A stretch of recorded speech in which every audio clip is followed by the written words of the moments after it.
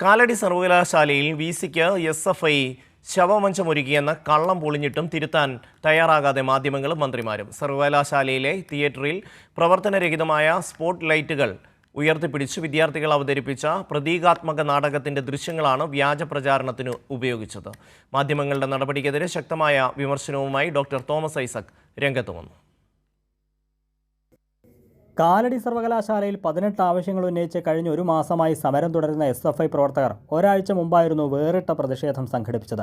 സർവകലാശാലയിലെ തിയേറ്ററിൽ പ്രവർത്തനരഹിതമായ സ്പോട്ട് ലൈറ്റുകൾ ഉയർത്തിപ്പിടിച്ച് വിദ്യാർത്ഥികൾ പ്രതീകാത്മകമായി നാടകം അവതരിപ്പിച്ചു. ലൈറ്റുകൾ മരിച്ചേ എന്ന് പേരിട്ട് നടത്തിയ നാടകത്തിന്റെ ദൃശ്യങ്ങൾ സംഘപരിവാർ ആഭിമുഖ്യമുള്ള സർവകലാശാലയിലെ ചില ജീവനക്കാർ തെറ്റായ രീതിയിൽ പ്രചരിപ്പിക്കുകയായിരുന്നു. വൈസ് ചാൻസലർക്ക് എസ്എഫ്ഐ ശവമഞ്ചമൊരുക്കിയെന്ന തരത്തിലായിരുന്നു പ്രചാരണം.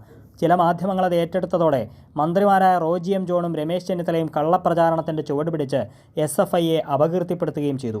എന്നാൽ വസ്തുത തെളിവുകൾ നിരത്തി എസ്എഫ്ഐ വിശദീകരിച്ചെങ്കിലും തിരുത്താൻ മാധ്യമങ്ങളോ മന്ത്രിമാരോ ഇതുവരെ തയ്യാറായിട്ടില്ല. സ്പോട്ട് ലൈറ്റ് പ്രവർത്തനക്ഷമമല്ല എന്ന് ചൂണ്ടിക്കാണിച്ചുകൊണ്ട് അവർ നടത്തിയ പ്രതീകാത്മകമായ ഒരു സമരമുണ്ട്.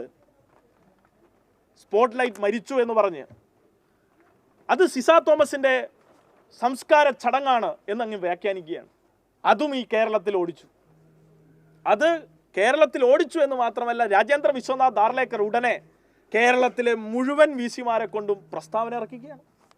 സംഘപരിവാറിൻ്റെ വാക്കുകൾ ഇന്ന് പ്രൊപ്പഗേറ്റ് ചെയ്യുന്ന, അത് മുന്നോട്ട് കൊണ്ടുപോകുന്ന ഏജൻസിയായി സർക്കാർ മാറിയിരിക്കുകയാണ്. അതേസമയം ക്രിയാത്മക സമരമാർഗങ്ങൾ അവലംബിക്കാൻ ഭരണഘടന അവകാശം ഉറപ്പു നൽകുന്നുണ്ടെന്നിരിക്കെ ചില പ്രതിലോമ ശക്തികളുടെ ഇടപെടൽ മൂലം വ്യാജ വാർത്ത നിർമ്മിക്കപ്പെട്ടുവെന്ന് സമരം ചെയ്തവരെ ഉദ്ധരിച്ച് CPIM കേന്ദ്ര കമ്മിറ്റി അംഗം തോമസ് ഐസക് ചൂണ്ടിക്കാട്ടി. കേരളത്തിലെ ഉന്നത വിദ്യാഭ്യാസത്തിന് ഏറ്റവും വലിയ വിലങ്ങുതടിയായി ഈ പുത്തൻകൂറ്റ് വിസിമാരും കേരള ഗവർണറും മാറിയിരിക്കുകയാണ്.